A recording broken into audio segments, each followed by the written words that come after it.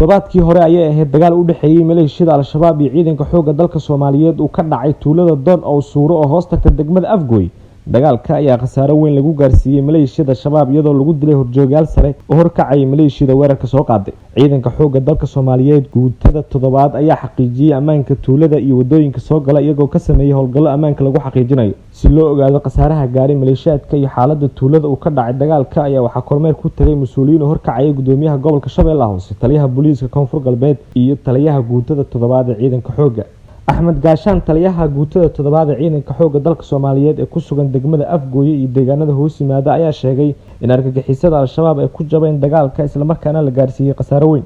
waxaana ku dagaalan dhulkan bannaan aad u jeedaan ayagoo min gobol iyo degmo iyo tuulo ka yimid awoodda soo kaana keenay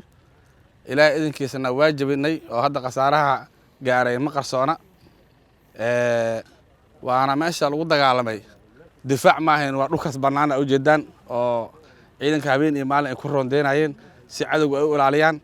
wadadan waa wadadii ay ku dhibaateyn jireen ummadda shacabka dhuxuleyda gawaarida ugu gubi jireen dadkan ay ku dili jireen meelna ay ku duugi jireen haddana ujeeda maanta waa safe. gudoomiyaha gobolka Shabeellaha Hoose Ibraahim Najax waxa uu sheegay in shabaab dhawaan ay ka ciribtiri doonaan gobolka Shabeellaha Hoose isagoo dhanka kale ciidanka xoogga dalka Soomaaliyeed ku amaanay sida ay u difaaceen shacabka. runtii waxaad muujiseen dadaal aad u xoog badan waxaad gudateen waajibaad oo wadaniyad ay ku jirto waajibaad diini ah waxaan rabaa inaan si gaar ah aan idinkugu dhiirigeliyo inaad joogtaysaan aad daa'intaan ood sii wadaan inaan kooxahan cadowga ah ee al-shabaab aad sii bacsataan aad dabagal ku samaysaan meelahay ku dhuumaalaysanayaan ee nawaaxigaanana laga ciribtiro oo haddii alla idmo annaga maamulka gobolka ahaan iyo kan degmadaba waxaan diyaar u nahay ciidankeena inaan garab siino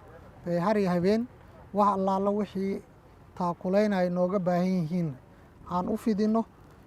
hadday ahaan lahayd dhinacii warbixinada iyo dhinac walbaba oo ay ayaga nooga baahan yihiin garab. kooxdan al-shabaab waa dareemi kartaan wax dambe oo fariin ah ay u reebi lahaayeen oo ka daran mid hadda shacabkan ay ku hayaan ma jirto. dhanka kale gudoomiyaha Shabeellaha Hoose ayaa gudoomiyay kulan looga hadlayay ammaanka degmada Afgooy iyo deegaanada hoos yimaada waxaana ku sugnaa kulanka saraakiisha ciidanka xoogga dalka Soomaaliyeed kuwa booliiska gudoomiye ku-xigeenka amniga Shabeellaha Hoose iyo taliyaha booliiska Koonfur Galbeed iyadoo gudoomiyaha gobolka Shabeellaha Hoose uu ciidanka ku wareejiyay geel.